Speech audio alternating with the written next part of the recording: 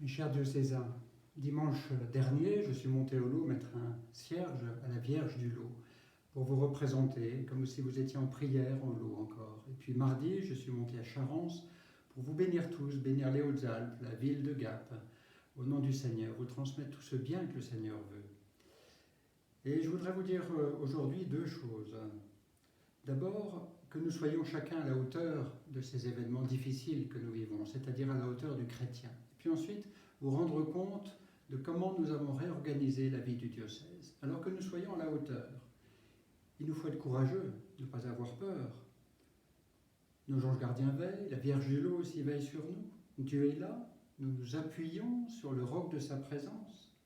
Ainsi les prêtres visitent les malades et les mourants. Ainsi les jeunes font les courses des plus anciens. Mais tout ça avec prudence.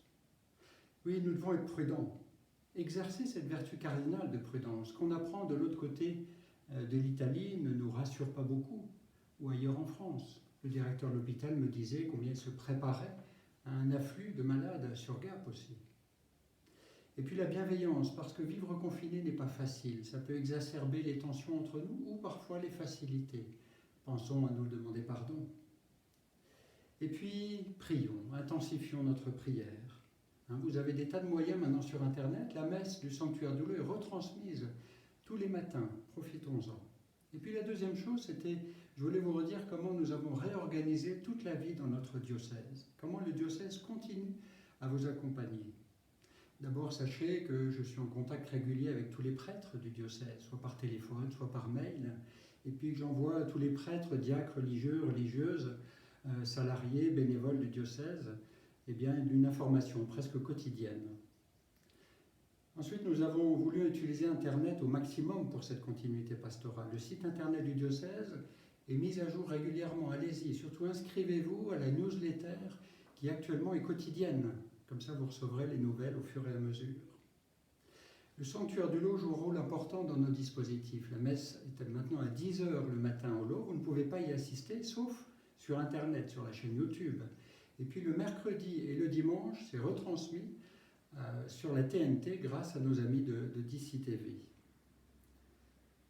L'enseignement catholique s'est aussi réorganisé et accueille entre 0 et 1 enfant, ça dépend des jours, dans chacun de nos établissements, des enfants de soignants. Et c'est important que nous ayons ce geste vis-à-vis d'eux pour les soutenir. Les aumôniers d'hôpitaux ont aussi pu réintégrer leur travail. Une affichette est distribuée à tous les malades qui entrent pour savoir comment les joindre.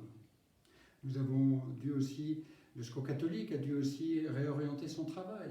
La pastorale des migrants ne reste pas sans rien faire, mais continue à aider les personnes que nous suivons. Et puis enfin, une annonce, le 25 mars, c'est une grande fête pour nous chrétiens, le Oui de Marie. Le Oui de Marie, le salut est déjà en germe dans ce Oui de Marie. Et 3 grands rendez-vous vous seront proposés. D'abord 2 par le pape à midi, où il vous propose avec le monde entier à midi de réciter un Notre Père en commun. Et puis à 18h, il nous donnera une bénédiction Urbi et Orbi spéciale, alors que d'habitude c'est réservé pour Noël et Pâques. Et puis enfin, donc ça c'est à 18h la bénédiction Urbi et Orbi. Et puis enfin, 19h30, les évêques de France, nous vous proposons de mettre des lumignons, des bougies à vos fenêtres, et puis que les curés fassent sonner les cloches, en même temps de réciter un chapelet. Vous trouverez toutes ces informations sur le site internet. Sainte Thérèse de Lisieux disait « Je garderai toujours la même confiance ». C'est le vœu que je formule pour vous. Je vous adresse encore une fois ma bénédiction, toute ma proximité et vous demande votre prière. À bientôt.